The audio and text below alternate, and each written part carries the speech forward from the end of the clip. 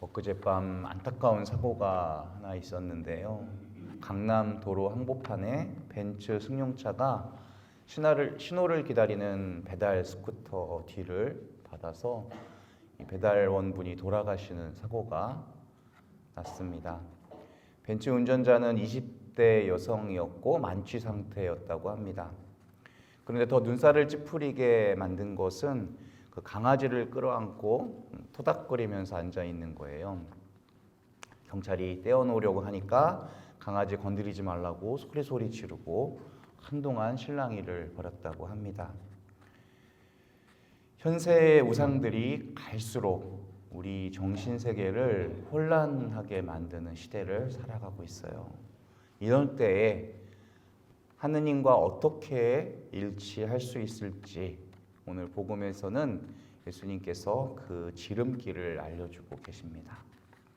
예수님께서는 공생활 초기에 회당에서 가르치시고 더러운 영을 쫓아내시고 병자들을 고쳐주셨어요.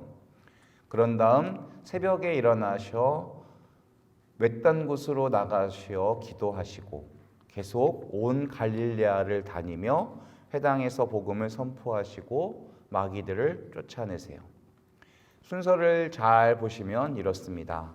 먼저 기도하시고 말씀을 선포하시고 말씀을 행동으로 보여주신 다음에 다시 기도하셨어요. 그럼 우리도 이 방식을 따라 복음을 선포한다면 하느님 나라를 발견할 수가 있습니다. 첫 단계는 먼저 온전히 하느님을 만날 수 있는 광야로 물러가 기도하는 것입니다. 하느님 나라는 영으로가 아니면 볼 수가 없고요. 하느님 나라 선포는 나를 선전하는 게 아니기 때문에 그렇습니다.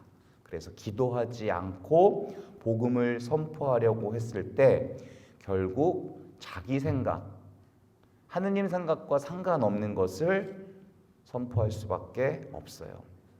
하느님을 향해 가는 사람은 누구나 먼저 하느님 안에 머물렀다 가야 돼요. 다음으로 예수님께서는 하느님의 말씀을 선포하십니다. 내 말을 선포한 게 아니에요. 하느님 뜻에 따라 성령께서 알려주시는 대로. 율법학자들이 율법에 대한 지식, 전통을 해설한 것과는 완전히 다른 말씀이었습니다. 다음으로 선포하신 말씀을 행동으로 증명하세요. 더러운 영을 쫓아내시고 병든 시몬의 장모를 고쳐주시면서 하느님은 정말 살아계신 분이구나 라는 것을 눈으로 보여주고 계신 거예요. 시몬의 장모를 치유하는 장면을 한번 볼게요. 예수님께서 그 부인에게 다가가시어 손을 잡아 일으키시니 열이 가셨다. 잘 보시면 손을 잡자 열이 내려가서 일어난 게 아니라 손을 잡아 일으키시니 열이 가셨다라고 되어 있어요. 다시 말해 치유를 받아서 일어난 것이 아니라 일으켜지자 치유가 일어났다는 거예요. 이렇게 이해해 볼 수 있어요.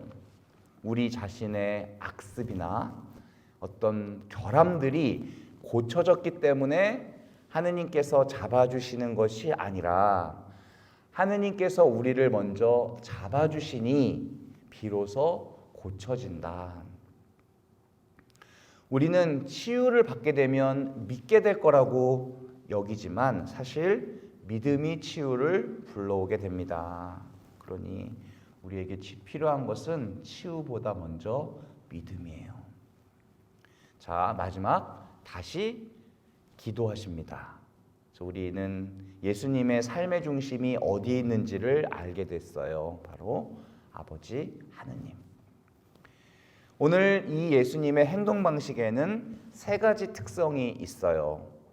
동료들과 함께 곧바로 다가가는 거였어요. 사랑은 혼자 하는 것이 아닙니다. 하느님이신 분께서 동료인 인간들과 함께 병을 치유하러 가시는 거예요.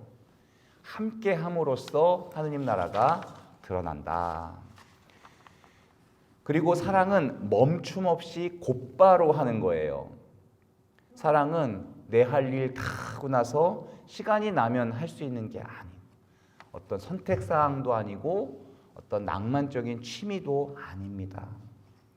끝으로 다른 이의 사정에 귀를 기울이고 다가가서 함께 해줌으로 드러나게 됩니다.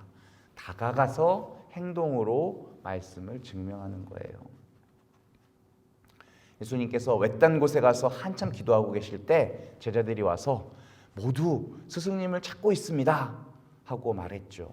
그러자 예수님께서는 다른 이웃 고을들로 가자. 그곳에도 내가 복음을 선포해야 된다 하시죠. 우리는 나를 인정해주고 나를 알아주는 사람들 곁에 있는 걸 좋아하죠. 하지만 예수님께서는 이런 인간적인 것에 연연하지 않고 그곳으로 또 떠나십니다.